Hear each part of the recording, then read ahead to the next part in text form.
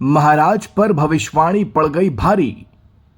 पहले योगी को सीएम पद से हटाने का दिया था बयान, अब खुद सीएम की कुर्सी छोड़ने का किया ऐलान। पीएम मोदी की कुर्सी भी खतरे में।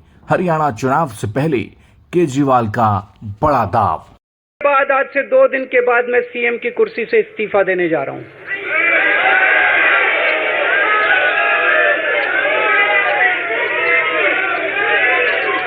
और मैं तब तक सीएम की कुर्सी पे नहीं बैठूंगा जब तक जनता अपना फैसला ना सुना दे।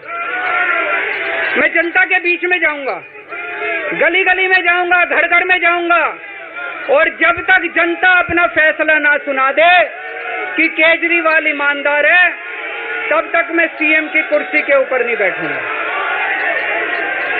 केजरीवाल ने संडे के दिन जनता के बीच आकर जो ऐलान किया, उससे सभी राजनीतिक दलों का संडे खराब हो गया है। अब आप कहेंगे कि वो कैसे? इस्तीफा तो कई समय से केजरीवाल से मांगा ही जा रहा था, फिर जब ऐलान कर दिया गया तो दिक्कत किस बात की? दिक्कत क्या है वो आपको बताएं, उससे पहले आप समझिए कि आखिर दिल्ली में होगा क्या, क्योंकि इस ऐलान के साथ ही चुनाव दिल्ली के जल्द करने का ऐलान भी केजरीवाल ने कर दिया है। यानी इमोशनल कार्ड प्ले कर बीजेपी की नींद उड़ानी शुरू कर दी।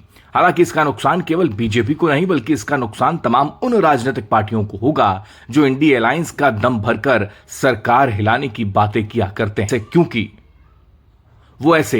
दिल्ली से सटे हरियाणा में अगले महीने चुनाव है और केजरीवाल की पार्टी अगले मैदान में अकेले ही उतरी है, यानी इंडी अलायंस के बिना।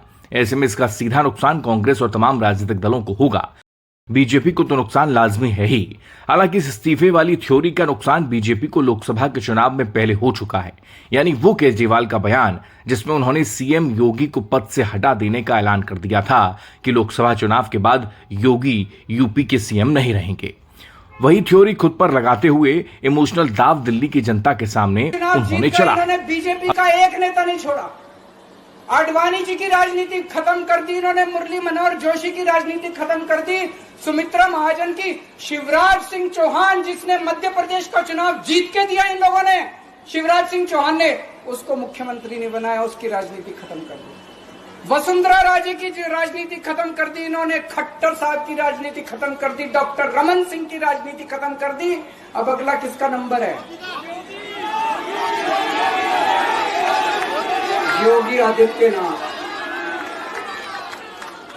अगर ये चुनाव जीत गए, मेरे से लिखवा लो, 2 महीने के अंदर उत्तर प्रदेश का मुख्यमंत्री बदल देंगे।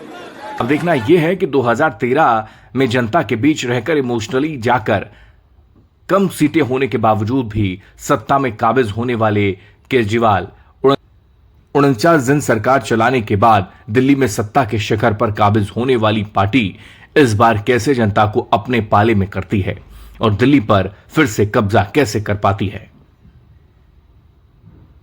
क्योंकि फिलहाल महाराज पर भविष्यवाणी करनी तो उनको भारी पड़ गई, यानी कि सीएम पद की कुर्सी तो उनके खुद अपने हाथों से जा रही है।